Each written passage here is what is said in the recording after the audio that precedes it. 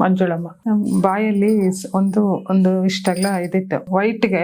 ನನ್ಗೂ ಗೊತ್ತಾಗಿಲ್ಲ. ನಾನು ಸ್ವಲ್ಪ ತೋಟದಲ್ಲಿ ಕೆಲಸ ಮಾಡೋದು, ಲೇಬರ್ಸ್ ಜೊತೆ ಸ್ವಲ್ಪ ಎಲ್ಲಾಡ್ಕೆ ಆಗ್ತಾ ಇದ್ದೆ. ಊಟ ಮಾಡಕ್ಕೆಲ್ಲ ಖಾರ ಜಾಸ್ತಿ ತಿನ್ನಕ್ಕೆಲ್ಲ ಆಗ್ತಾ ಇರ್ಲಿಲ್ಲ. ಸುಮಾರು 1 ತಿಂಗಳು ಹಂಗೆ ತಳ್ಬಿಟ್ಟೆ ನಾನು. ಸರಿ ಒಂದ್ ದಿವಸ ನೋಡೋಣ ಅನ್ಬಿಟ್ಟು ಕನ್ನಡಿಯಲ್ಲಿ ನೋಡ್ಕೊಂಡೆ, ಇಷ್ಟೆಲ್ಲ ಇತ್ತಲ್ಲ. ಆಮೇಲೆ ನಮ್ಮ ಮನೆಯವ್ರ ಹತ್ರ ಏನೋ ಬಾಯಲ್ಲಿ ಏನೋ ಇದೆ, ಅದು ಮುಟ್ಟಿದ್ರೆ ಗಟ್ಟಿ ಇತ್ತು, ಏನೋ ಗಟ್ಟಿ ಇದೆ ಅಂತಂದೆ. ಫಸ್ಟ್ ಹಾಸ್ಪಿಟ್ಲಿಗೆ ಹೋಗ್ಬಿಡು ನೀನು ಅಂತಂದ್ರು. ಸರಿ ಹೋಗಿ ಅವ್ರು ಅಲ್ಲಿ 1 ವಾರಕ್ಕಾಗಷ್ಟು ಮಾತ್ರೆ ಆಯಿಂಟ್ಮೆಂಟ್ ಎಲ್ಲ ಕೊಟ್ರು.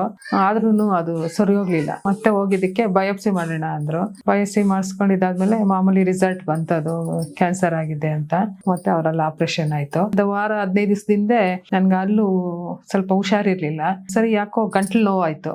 ನನ್ಗೆ ಏನಪ್ಪಾ ಇದು ಮತ್ತೆ ತಿರ್ಗಾ ಬಂದ್ಬಿಟ್ಟಿದ್ಯಾ, ಗಂಟ್ಲು ನೋವು ಬೇರೆ ಇತ್ತಲ್ಲ, ಬಂದ್ಬಿಟ್ಟಿದ್ಯಾ ಅಂದ್ಬಿಟ್ಟು ನಂಗೆ ಟೆನ್ಷನ್ ಆಗೋಯ್ತು. ವೆಯ್ಟ್ ಮಾಡಿ ನೋಡಿ ಆಮೇಲೆ ಮತ್ತೆ ಪುನರ್ಜನ್ಮಕ್ಕೂ ಒಂದು ಕಾಲ್ ಮಾಡ್ದೆ, ನೋಡೋಣ ಆದ್ರೆ ಇದ್ರಲ್ಲೇ ಆಗ್ಬಿಡ್ಲಿ ಬಂದ್ಬಿಟ್ಟಿದ್ದು ಇಲ್ಲಿಗೆ.